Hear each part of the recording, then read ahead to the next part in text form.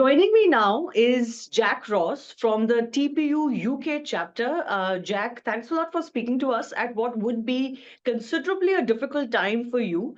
Charlie Kirk's assassination has really shocked not just America, I'm sure, not just you, but others in UK and the entire world. For example, in India as well, the manner in which it has been carried out. Can you first begin by telling me what the last day or two has been like for you?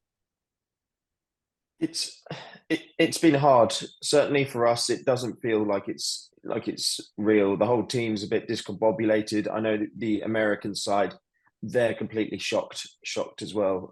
Certainly in Britain, this was, our founder, our inspiration for everything we do, snatched away so cruelly, and then to find out about it online by seeing that horrific video being circulated and the graphic nature of that assassination, it's just horrible, and it's senseless as well. There's no need for that to happen. Charlie was someone who extended his hand to both across the divide to the left, and then also to pull extremists from the right back to more sensible political viewpoints. And so for him to be murdered whilst doing that fantastic work, it's heartbreaking. What is your sense at why he was targeted? Because, first of all, was there any threat perception that you were aware of? Generally speaking, I'm sure there was some, and he had his security detail as well. But why do you think that Charlie Kirk, of all people, was targeted? Because he was actually known for engaging in debate and dialogue. Charlie, obviously at this stage it is speculation. We don't know for sure, but Charlie was named about 2 weeks ago as the most influential man in US politics. He was credited with bringing around the re-election of Donald Trump, and his message did cut through. Because for young people, again, I'm 27, so on the cusp still, I think of young. But for people in my generation and younger, you are just fed left-wing talking points. You very rarely hear the other side. Before Charlie Kirk came along with Turning Point USA, and to a lesser extent, Turning Point UK, what we do in Britain. So Charlie was incredibly influential in actually challenging narratives which hadn't been questioned in over a decade and bringing around quite sensible answers. He managed to convert people over from sort of socialism or left-wing ideologies towards patriotism and conservatism. And because he was so successful in that, I think that's why he was targeted. I think that's why he received the level of abuse he had. And the fact he was, in my opinion, the best debater in the world, people weren't able to defeat him with words, so they killed him. What do you make of the kind of reactions that have come to the surface online in US, with many students even celebrating his killing, many others going on social media to call him not just controversial but much worse. So what do you make of these reactions even after such a brutal killing? I think it shows the extreme polarization and even to an extent brainwashing of certain elements of our society, where they've been told for years that people like Charlie are Nazis or fascists, and they genuinely believe it, despite the fact Charlie was the furthest thing from a Nazi. He openly spoke against far-right extremism. He was a huge supporter of the Jewish people, and even in regard to when he commented on quite sensitive issues surrounding, say, crime rates in African American communities, it didn't come from a place of hate. It didn't try to say, "Oh, you people aren't the same as us." He was saying, "No, what I want to do is help you. I want to try and find some solutions. I want to try and improve fatherlessness things." He came from a good Christian perspective to tackle really sensitive and emotional topics from the goodness of his heart.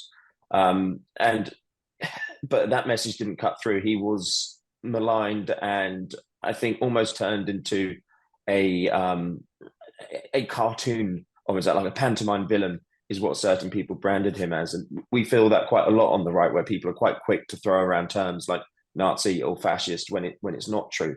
But unfortunately, elements of society are believing it's just true. And these extremists will use those labels to try, in a twisted justification, to enable their extremism and their violent attacks on us.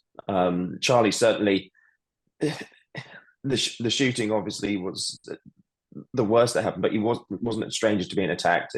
Throughout his career, he was regularly attacked, people throwing things at him, people trying to arrange violent mobs outside his events. He had armed security with him at all times. There was a real threat to his life, but and ultimately he died reaching out to people, but he wasn't deterred and he wasn't intimidated. Mhm. Was there ever, this thing about his security discussed that you are aware of? First of all, you can tell me a little bit about your first interactions with him. How did you get associated with him, and and when did you start the UK chapter of Turning Point? Yeah, so I first met Charlie in 2018 when we were in the process of setting up Turning Point UK. So Charlie was really the driving force behind it. Mm. It was pitched from Britain to America, and the Americans initially said no because I think it was the America first mindset. But Charlie was the one who came out and said, no, that's a great idea. He had a real love, a bit like President Trump, really, for Britain, and wanted to help us out. And actually, we're so grateful he took the time out of his busy schedule to try and help us over here with some of the problems that we face. So I first met him at an event in 2018. He made time for us, spoke to us about the launch of TPUK. He then came over for a tour. So I spent a week traveling around with him, and he's the same as he was on stage as he was off stage, and that's quite rare, I think, for media personalities. So he was incredibly kind. He always made an effort to talk to everyone. Always made an effort to answer questions. And one of the most impressive things I found about him is just his sheer intelligence. So from niche British history, he'd be able to answer quite complicated questions, or sort of things where you'd think no one in America would notice in Britain, he'd want to talk about. And he had a real love and passion for debate. And I think certainly that's why his deaths hit people in Britain so hard across the spectrum, both on the left and right, because he personified the great British tradition of debate. And I think actually for an American to want to push that debate, we felt really touched by the work he did over here. So, what has been the response in UK? Can you encapsulate that for me after the news of his assassination? How are the Britishers taking it? So it is mixed. I'd say it is largely positive. Our news outlets are covering it wall to wall, which is incredible, because I think when we're in sort of the Turning Point organization, we don't necessarily realize how impactful Charlie's work was outside of it. And actually, we're being flooded with emails of people saying, thousands and thousands of people paying their respects and offering their condolences, and just the sheer shock online of what's happened. And that's where Charlie's work really cut through to a lot of people, because he was a master of creating content which would appeal to people who aren't normally interested in politics. But certainly on the flip side, there have been some critiques. We struggle to understand it, because even if someone we vehemently disagreed with on the left was killed, we would still offer our respect and condolences for their family. And especially with Charlie, he leaves behind a son and a daughter and a wife, and it's just heartbreaking to see people wishing ill online. We've also had death threats at Turning Point UK of people saying that we should be the next ones to be targeted, and that's incredibly worrying, because you don't know. With shootings like this, shooting of Charlie, it sets a very worrying precedent for extremists, where they can now see they can kill people they can disagree with, and maybe 10% of society will actually come out and support them, and that's really worrying, because it's what we stand for is free speech and debate, and it's about having these debates and then looking at your opponent, and even if you've spent the last hour shouting at each other, you shake their hand and you draw a line under it and move on, and you have that respect. Losing that respect is incredibly worrying, because it leads to violence, and ultimately what's happened to Charlie is so wrong, and it should never happen again. We need to come together across the political spectrum. I think, what can we do to tone down language? What can we do to think before we label people things without evidence? Tone down the rhetoric. Do we need to be at each other's throats? And hopefully some good can come out of this tragedy. You're very right about pointing out whether this can become something that may inspire, to use that term, other such targetings and killings. That's the big worry, whether in the US or in the UK, that such actions may inspire others as well who disagree with you to carry out possibly even more assassinations.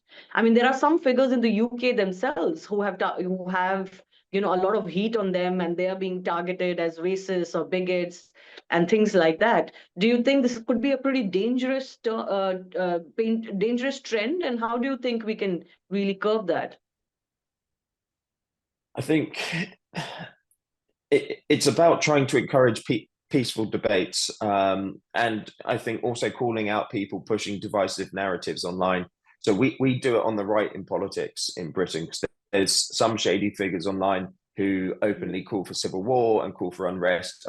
We'll always say, no, that's not the way. Peaceful protest is the way, and we stand up for it. But unfortunately, on the left, there's a large element of the left which sort of calls itself Antifa, so anti-fascist, even though they're the furthest thing from anti-fascists, who openly call events in Britain. They call for their members to throw milkshakes on us. They call for their members to disrupt our events. And there's been no condemnation of these people from, say, the Labour Party, from Keir Starmer, from the Home Secretary. And I think on the right, we are quite good at calling out extremists, but on the left, they just seem to lack that. And I think that's the thing. Everyone's got to grow up. Everyone's got to think, yeah, I might not like someone, but that doesn't mean they should be violently attacked or even killed.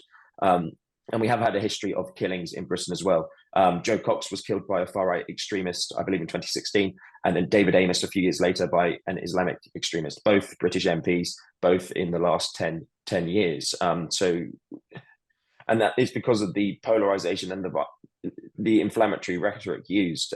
Even actually the Deputy Prime Minister of Britain, David Lammy, he labelled our organisation and Charlie Kirk in 2019 as sinister and xenophobic. And this was before we'd even tweeted anything, said anything, or done anything. And he just jumped straight on the bandwagon to try and smear us. But words do have consequences. If you label someone a Nazi, some people feel actions justified. It's the same as if you label someone who wasn't a paedophile. If you called them a paedophile, people are going to start treating them in a certain way. And people have to understand that labels have connotations, and it can lead to violence.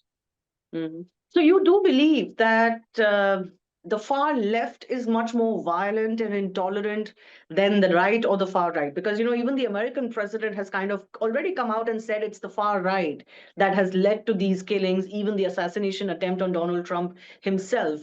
You believe that that is the case? Because many online and otherwise suggest that it is the right, organizations like yourself, Charlie Kirk, figures like him, who who are kind of being divisive in their point of view. The very thoughts that they are pointing, that they're sharing are divisive. Whether it's being done peacefully or not is not the issue, and therefore it is flowing from that.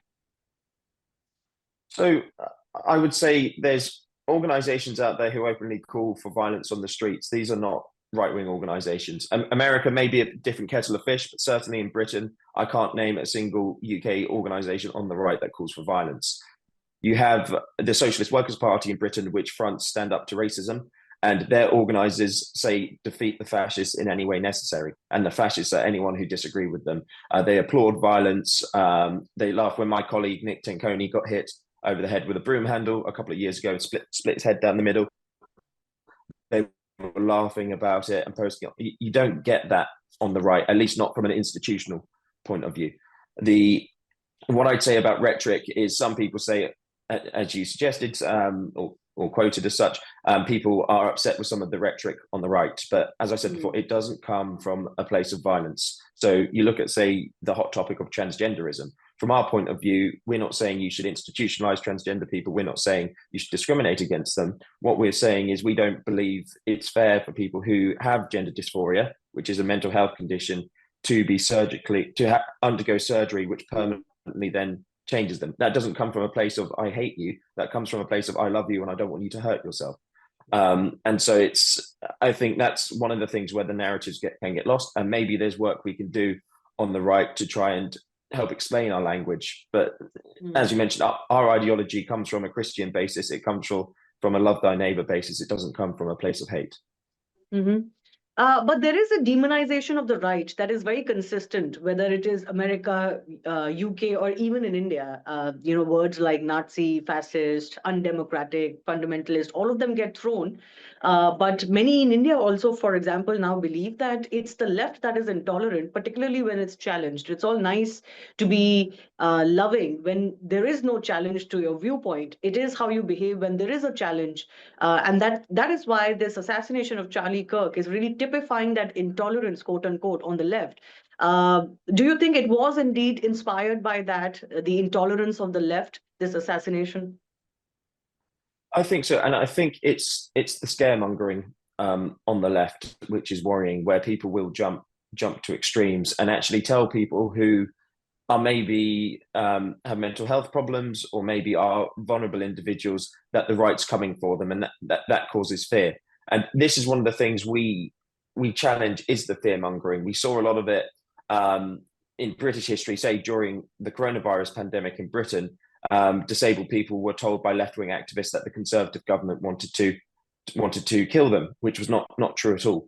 They were trying to help people, and this actually has widespread implications. Because now, after the lockdown, a lot of these people still won't leave their homes because they're terrified about being discriminated against. And that was fear mongering was done just to, and again, completely baseless, nothing to do with the virus itself, just a rumor which was put round.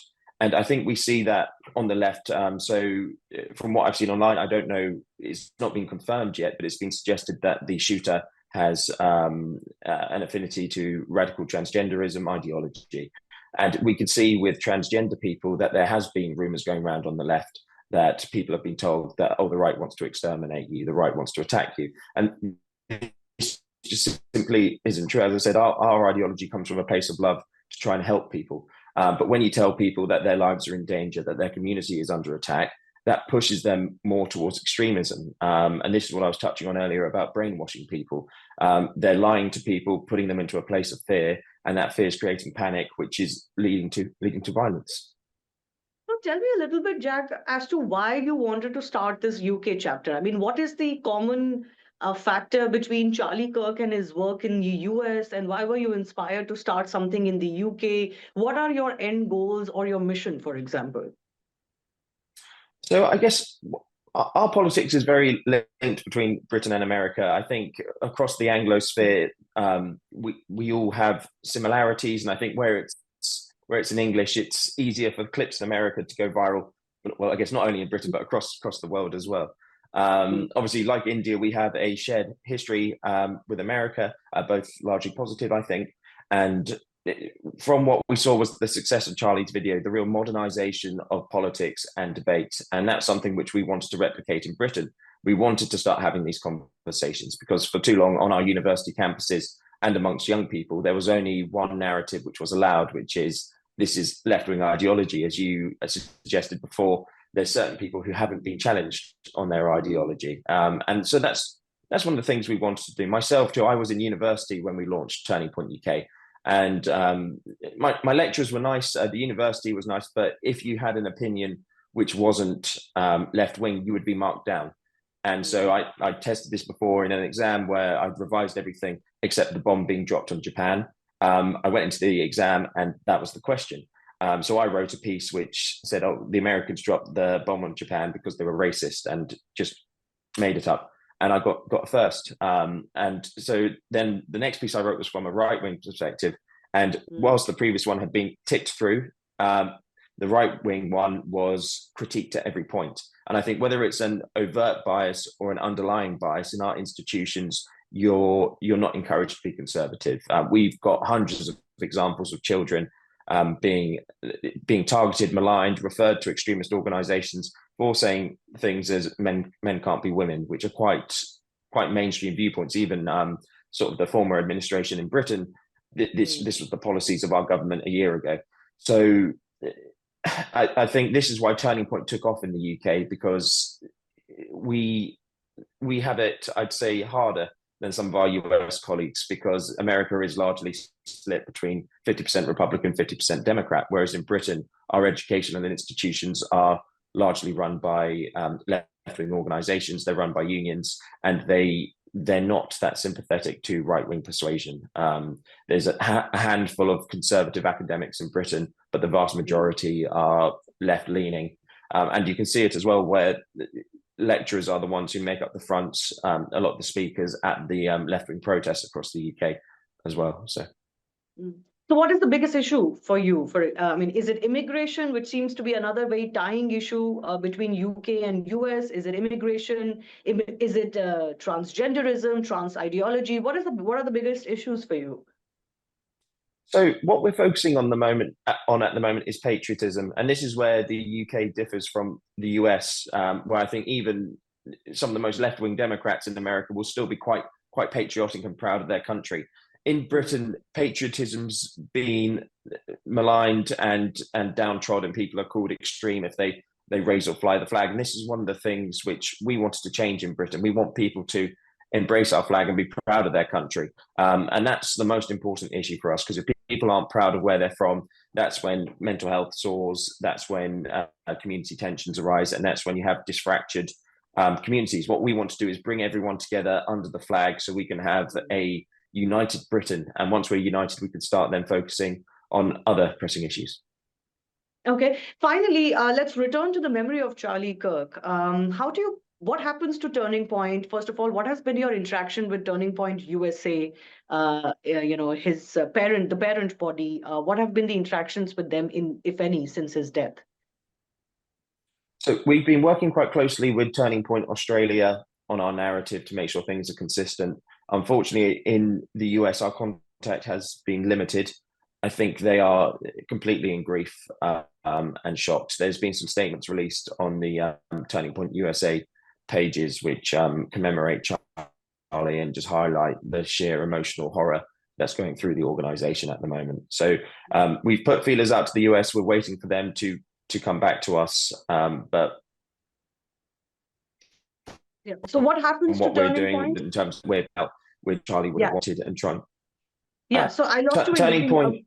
Turning Point what do you think could be the future of the organization without the charismatic leader that Charlie himself was? I mean, sometimes what happens in such scenarios is that it's difficult to carry the momentum that, one person can build. In fact, many people now are saying he was tipped to be the president of the US at one point of time. What do you think the future could be for Turning Point? I don't think Turning Point's going anywhere. What's happened to Charlie has turned him into a martyr, as far as a lot of us are concerned. And when Charlie was shot, it created a million Charlie Kirks. Everyone is emboldened and impassioned. We're not intimidated by this act of terrorism, and we'll be going forth with even more strength, even more pride, and making sure that Charlie's values and legacy live forever. All right. Anything you want to add in the memory of Charlie Kirk as a person, the man behind the the very big aura that he had created, as a friend, as a colleague, something that you would like to say? I think I would just ask people to pray for Erica, Charlie's wife, and their two children. This is an incredibly hard time for them. I can't imagine what they're going through. But I would just ask people as well to honor Charlie's memory. A lot of us are really grieving. A lot of us are very upset about this. And for people to be respectful, you might not have agreed with him, but as I said, he was a good man. His ideology came from a good place, and he should be remembered as such and respected as such. All right. Jack Ross, thanks a lot for speaking to us. I appreciate it. Thank you.